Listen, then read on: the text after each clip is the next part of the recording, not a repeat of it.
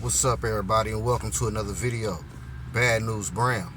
Now, in this video, I'll be speaking on institutionalism and how to counter the effects of institutionalism with the hopes of bridging the gap, or not bridging the gap, transitioning from a criminal mentality to a more positive mentality.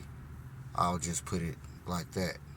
So, here I go. Now, in my opinion,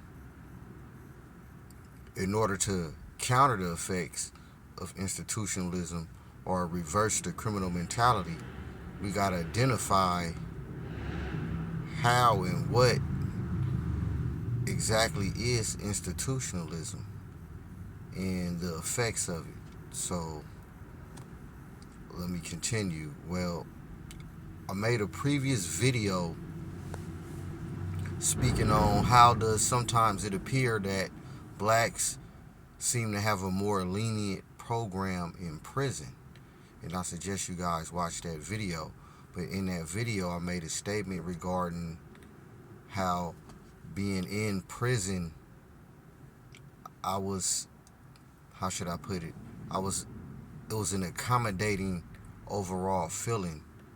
I mean, as far as the staff or whatnot, it was almost as if they rolled out the red carpet like, welcome, like this is your world, without even saying it. They just kind of, it was more like an indirect feeling that I got personally.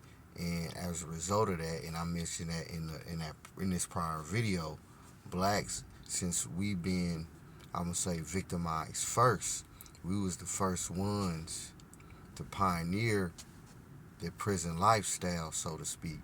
And as a result, we tended to, not we tended, but like I said, we more as the majority in there. So we walk around comfortable, no different than some would say a white person do out here on the street.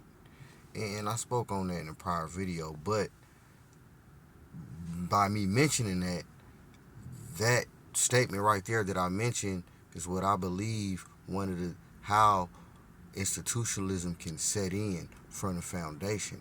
Now, also, let me say a disclaimer. I'm not speaking primarily on someone that probably did an extended amount of time in prison, because you're going to naturally be institutionalized if you've been, and this can happen anywhere, for the 2 decades or so, or even less than that. So I'm not necessarily speaking on that. But even then, because you do have some people that got out, and you may think that they don't want nothing to do with that, and they go right back. Kind of like life on the installment plan is what we say. But I kind of want to speak on that. So again, like I mentioned, you got the overall accommodating feeling of being in jail. Then, while you in jail, you got, like they say, you're told what to, when to eat, when to do this, when to wake up, when to sleep, when to do that. So with that being said, you're not making those decisions by yourself on your own as you would be on the streets. And an example of that is what happened with me, effects of institutionalism. And I haven't did a extended period of time, but still, all you got to do is be there for a few years or so, and you definitely going to feel the effects. Excuse me. So now, anyway, when I got out, I got out of jail, and one day, just the fact that I had to decide what to wear, it surprised me. Like, damn, I get to decide what I want to wear. Versus where when I was in jail, you got your standard prison issues, or maybe a few, sweatsuit or something that you may have bought. But for the most part, the same shoes, the same boots, same everything. So you don't even got to think, you don't got to worry about that. All that is taken care of for you. And I used to joke in jail.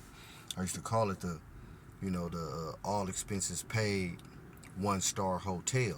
You got a recreational area, you got roommates, you got security, everything you can ask for at a 1-star hotel. I used to joke. But with that being said, those subtle effects while you in jail, when you on the street,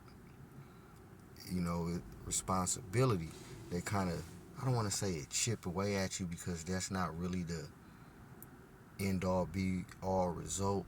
And I'm thinking out loud when it comes to that. It's more so as, for instance, you may have, and I mentioned this before as far as another video when I spoke about the jobs that you do in prison, whereas prison is kind of like a microcosm of society on the outside. So when you in prison, especially if you've been there, after a while, you going to enjoy a certain amount of prestige, seniority. But when you're on the streets, you're just a criminal, you're nothing. So, but when you in there, you're somebody. Whether you a shot caller or, like I said, just show various job positions. Everybody know who you is. You go right in. You know all the ins and outs. So that can weigh in on a person as well. And one would think like, that's crazy, that's insane, and yeah, it is. But there's plenty of examples. Another good example that come to mind, it was a OG who had been down for an extended period of time, and he was about to parole within the next few years, and he was kind of concerned about him getting out and falling prey to the vices out there. And I said, I made a statement kind of like to myself, well, to somebody else, like, damn, well, if you're thinking that, then they got you as far as being institutionalized. And I still think that, but in a way I understand what he's saying.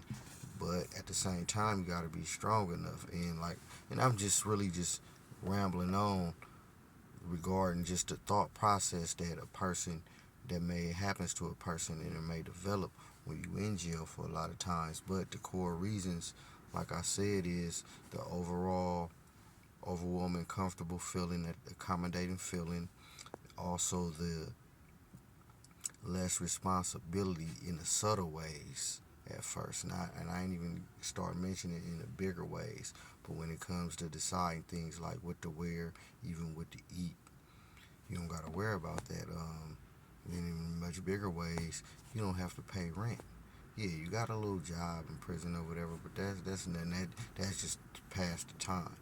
As far as worrying about responsibilities, adult responsibilities on the street, you don't have that issue in prison. So all that has something to do with somebody being institutionalized, and those are the core reasons. And then also you got to think, one of the main reasons is drugs. So as far as the criminal mentality, if as long as somebody in drugs, they not gonna get their life together to even be a responsible person on the street for the most part. And it's not everybody, it ain't what you do, it's how you do it.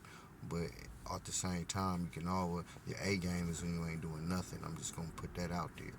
And so when you got a lot of that going on with brothers, they ain't tripping on a responsibility. A lot of people, when they go to jail, they feel like they taking a break from society. It was like we used to say in there, some dudes, man, you didn't go to jail, you got rescued.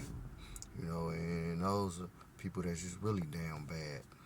But all that, in my opinion, has something to do with institutionalism, and I'm also gonna have to put a part 2 of this video, obviously, because we ain't even really spoke on necessarily countering the criminal mentality, and that's gonna be a lot to tackle, obviously, because in order to tackle the criminal mentality, you would obviously have to deal with poverty and the reasons why people commit most crimes in the first place. Not all crimes, but when it comes to the money crimes, the robbery, the theft, and things of that nature.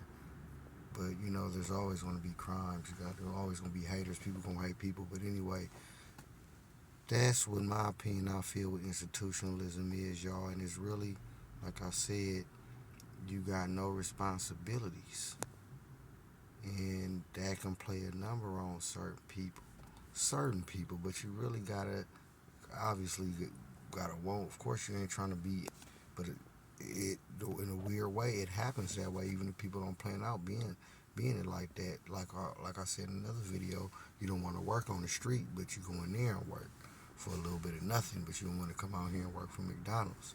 So all that, so it's crazy, but responsibility.